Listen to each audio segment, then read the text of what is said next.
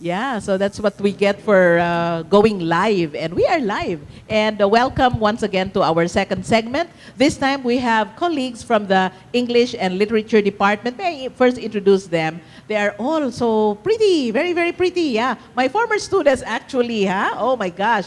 And this is Miss Myla, Professor Myla June Tumbocon Patron, who is of course, with the English and Literature Department, but she has a new job, not really new job. She has a big task ahead of her because of the forthcoming National Convention of the Linguistics Society of the Philippines. And Miss Myla is the director for this particular convention. And beside her is another former student of mine, Miss Professor Ronelaine Baslot Picardal, complete good, no? And she is the co-director of the forthcoming National Convention, where we are expecting, how many guests are we expecting? You can use your microphone. Okay, we'll be expecting about 80 to 150 participants. Okay, this is coming because it's national, coming from all over the country. Yes, Are ma'am. these English teachers only, specifically English teachers? Or are there other participants also coming from other disciplines? Miss Mai. It's a mix of English teachers and graduate students. Okay. Yeah.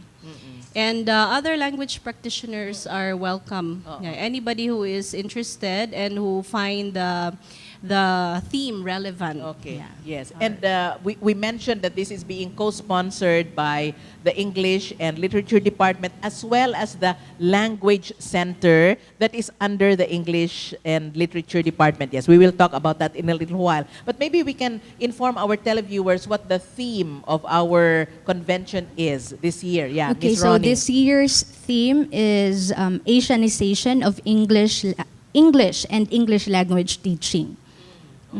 And this would also entail papers to be read, researches to be presented, poster presentations also, and what other methodologies would our participants be expecting? We're also going to have some workshops. In fact, Okay. Ma'am Myla will be Oh. presenting a workshop on the third day. Okay, it will be about teaching pragmatics in our classroom, in a Yes. language classroom. Yes. And then there will also be some teaching demo. Okay, and this will be done by our partners from LSP. Yes, okay. Oo. Yeah. LSPS, Linguistic Society of the Philippines. Is anyone among our colleagues from Silliman University an officer of LSP, may I ask? Who is our national president this time? Actually, ma'am, we're not yet members of the LSP, Okay, but this is something that we are seriously considering. But we have become somehow acquainted with them Yes, through okay. some workshops that we have attended, Okay, yes, or that we yes, attended yes, before. It's actually them who opened the idea that they want to have a conference in Silliman. In Silliman, Yeah, yes. that was 2 years ago, and now it's coming true. Yeah, yes, yes. So this is the first time that Silliman is hosting the national convention. First time, Ron? It's our second time. Our second time I think already. last year we had we co-sponsored a TESOL conference, right? Okay, Yeah. yes. But it was not a convention, no? It was more of a workshop or something? It was a convention like this, ma'am, okay. but it's from a different organization. Oh, okay. That's good. So in other words, because this is our second time to be hosting such, and as Miss Myla had mentioned, it was the expressed desire of the participants to hold it in Silliman. I think now that we're talking about this, I'm telling myself, of course, no? I think we can very well host any national convention for that matter, especially on linguistics, because from day one, I think, no, we have always been emphasizing on linguistics as well as the importance of such, especially today with Asianization and so many other things that are confronting us and challenging us as well. Now, maybe you can go over the activities that we will be expecting out of this 3 day. Is it 3 days? 3 days. And we will be starting, by the way, on April 7. April 7th. So that's going to be this coming Thursday already. Yes. Or maybe what do we expect on the first day? Do we have a keynote speaker? Microphone. Professor Jane Annette Bellarmino will give the welcome address. Okay. There's no keynote Okay. speaker actually. Just all welcome addresses at the beginning of the conference during the opening program, and then after that, a plenary session will immediately follow. That's good. And the venues, where are the venues? Okay, there's only one venue Ah, actually, ma'am. okay. Yes, yes, so yes. it's going to be at Mary Marquis Smith Hall. Yes, okay, yes. I think it can accommodate, even more than 100, no? Okay. So the plenary, you mentioned the plenary session will all be held at the Mary Marquis Smith Hall. Okay. And then maybe a rundown of what is expected during the first day, second day, and then on the third day. Do we have a schedule already, right? Yes, Miss Mai. Okay. On the first day, so we start with an opening ceremony, and we expect our Vice President for Yes. Development To open and yes, welcome to all open of and us. welcome, and also our department chairperson, Assistant Professor Warlito Warlito, Caturan yes, of Jr. course, yes. And the conference director from the LSP, yeah. So you have a counterpart, Yes, no, of ma'am. the Yes, LSP organization itself. Okay. Who is this? So that's Dr. Alejandro S. Bernardo. Okay. He is a professor at the University of Santo Tomas. Okay. So he will welcome as well the participants. Yes, Okay. welcome the participants as well.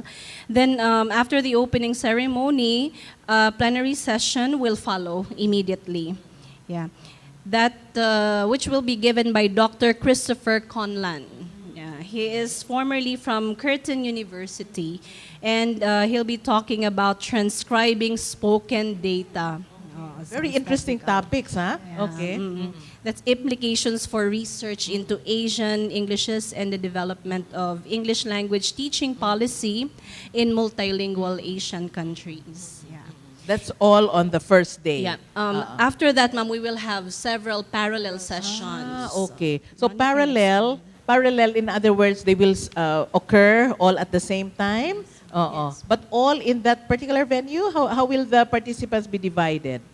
We have 3 rooms Okay. for the 3 parallel sessions that follow each plenary session. Can the participants choose where to go? Yes. Or have they been assigned prior to the sessions? They can choose. Ah, ma'am. okay. It's Well, like a menu. Okay, that's They good. can Huh? choose. So the more attractive the topic is, maybe the more participants would go. Or perhaps, I don't want to say this, but maybe if they know the lecturer or the presenter better, then they can go there. What will happen? I'm just curious, no?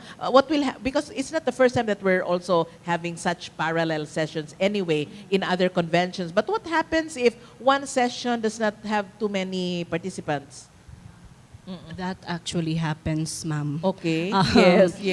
We've tried in the conventions that we attended Yeah. before. There Oo. were parallel sessions that only had a very few okay. participants. Yeah, but of course it But will go on. Yeah, it of has course, to go on. of course. Oo. So so plenary sessions will occur immediately after the first day. So second day and the third day. Yes, ma'am. Okay. So it's like we open with a plenary session, then concurrent session follows okay. each day. Yes, That's oo. the Sorry, pattern. the parallel Yeah, sessions yes, oo, ma'am. on the second and on the third Third day. day. Yes. At the end of the 3-day, right? At the end of the 3-day convention, combined with workshops, plenary sessions, parallel sessions, even for poster presentations, attended by English professors, graduate students, and other interested individuals. At the end of the 3-day, I wonder how I, for example, no,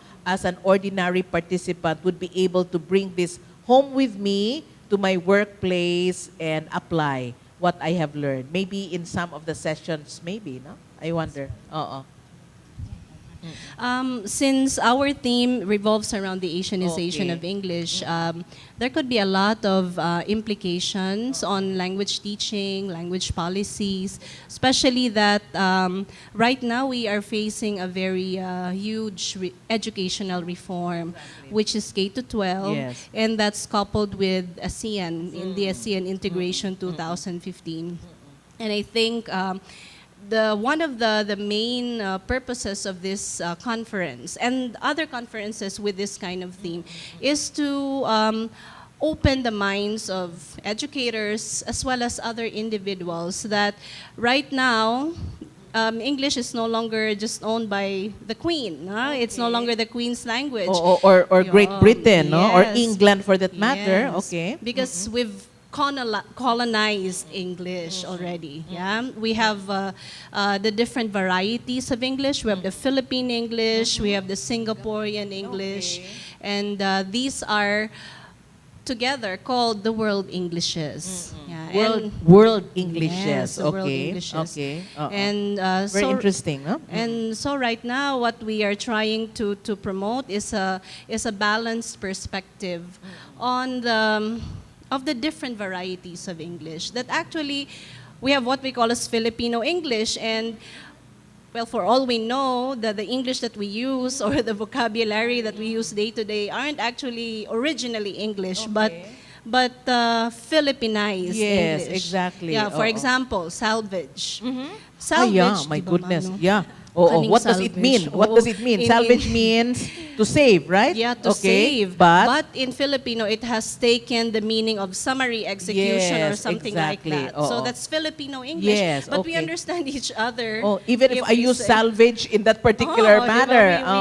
So we Okay. raise awareness of these things that we actually have our own brand of English that we cannot separate from our identity. And so I think with that, the preparation of materials, language curriculum should also take into consideration.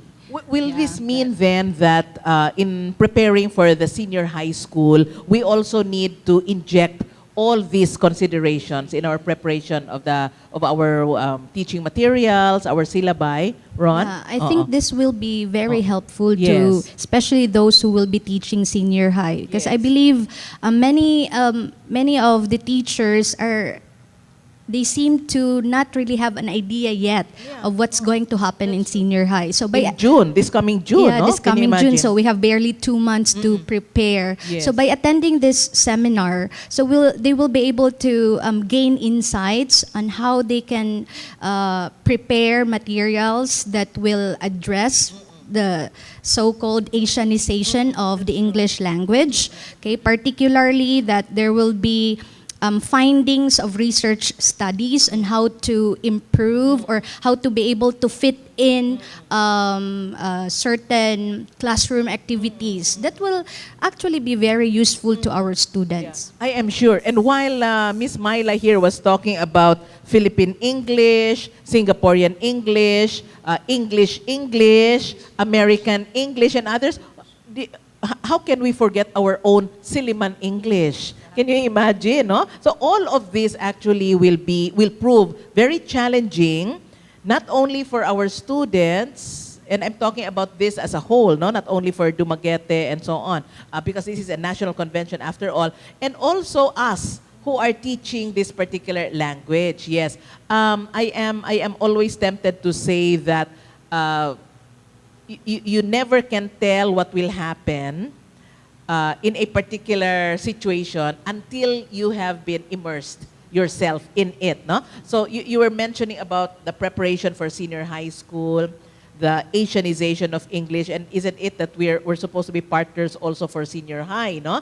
But until we reach that particular time when senior high school opens finally, which is going to be in June, we never can really say how we will go about it in an exact, very, very clear manner, no? But we're doing our best for this particular challenge that is forthcoming. You were mentioning our reforms and others. Is there a registration fee? Because I think our televiewers would really be interested, especially for those who are interested. And can anyone just walk in or no? They have to pre-register. Yes, ma'am. Anyone can just Anyone. walk in. Okay. So There will be an on-site registration on on-site. April 7, That's ma'am. great. That's all. That's on Thursday, and that's the day that the convention also opens, right? Okay. Is there a registration fee? How much is it? Okay, ma'am.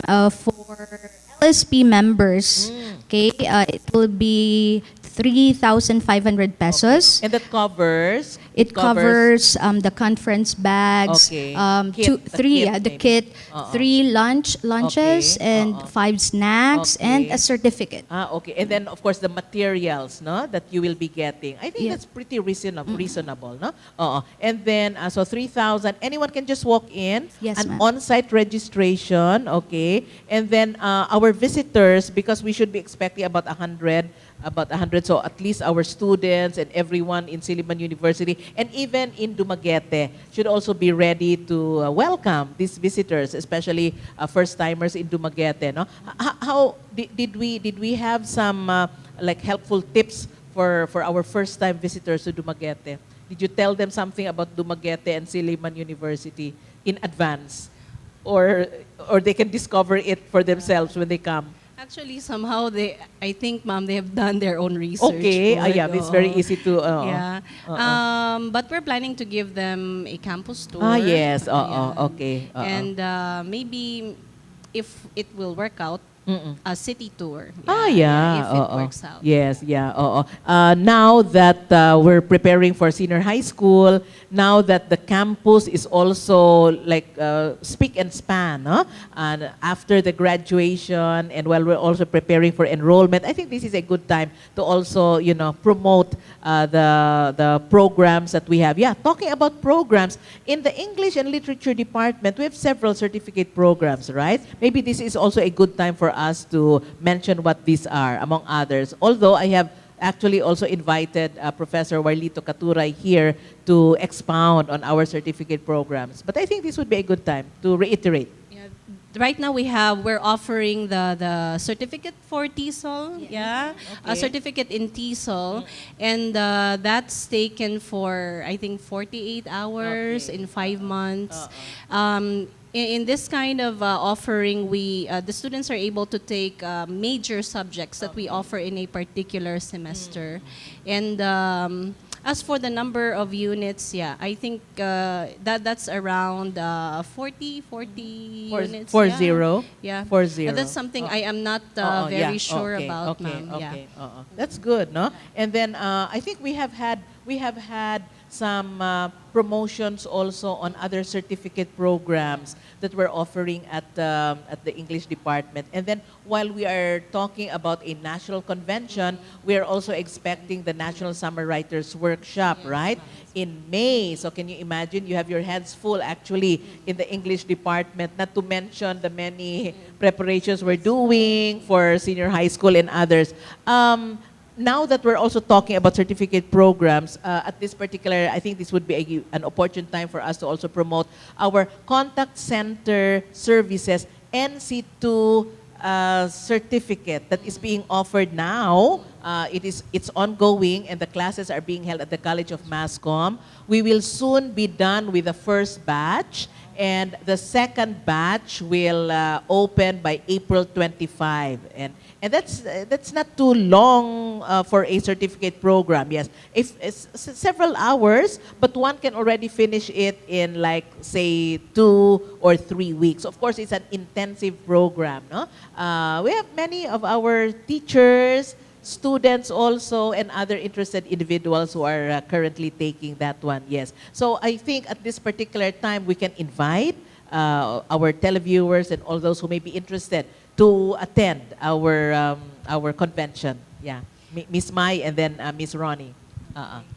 So we would like to invite everybody who is interested, who is into the language teaching profession, those who are teaching in private schools and public schools, universities, to attend the 2016 National Linguistic Society of the Philippines Conference and General Meeting.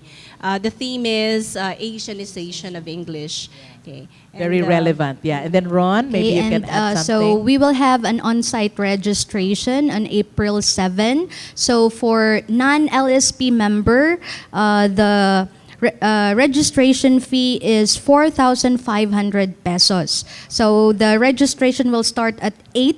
Is it 8 a.m.? And if you're not able to you're not able to register on April 7, there will still be on April 8 another set. Okay. So there are Another two types schedule. of participants, the LSP members and the non-LSP. Non-LSP. So LSP members would be given something like 3,000 pesos. Is it 3,000? 3,500. And then I heard a 4,500 For non-LSP. Non-LSP. Okay.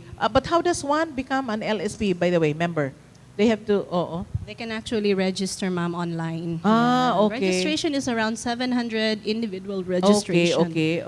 And you become an LSP member For 1 year. for 1 year, and then you'll have to like renew your membership, and you get all this like discount and then maybe other benefits if you're an LSP member. Wow. So we're expecting guests, no? About 100 of them by this Thursday already, right? So April 7, 8, and 9. So watch out for the convention, Miss Mai, right? And if we see anyone who may not exactly be familiar looking on campus and even in the city of Dumaguete, let's give them a smile. After all, the city of Dumaguete is known for being a city of gentle people. And of course, Silliman University being a campus by the sea, very, very friendly and welcoming gesture to all our guests. So I'd like to wish you Godspeed, my goodness. Thank you, Huh? ma'am. Thank you very It's a big task ahead of you, ladies, but I know you can very well do it, especially with the training you have had at Silliman University. Yeah. So Godspeed.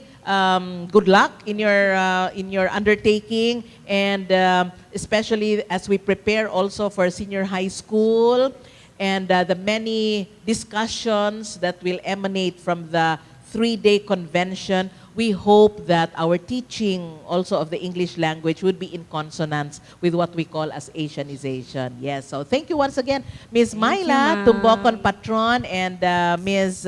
Ronelaine Baslot Picardal, our co-directors, director and co-director of the forthcoming National Convention of the Linguistics Society of the Philippines. You can watch our replay tomorrow. We have a replay of hashtag SU tomorrow at 12:30 noon. And yes, you can also catch us on YouTube. Yeah, it will take a little time to upload it, but definitely if you missed our episode tonight, then you can watch us on YouTube as well as watch our replay. So this has been Cecil Henove bidding everyone a pleasant evening, and we hope to see you again in our future episodes of hashtag SU. Mabuhay!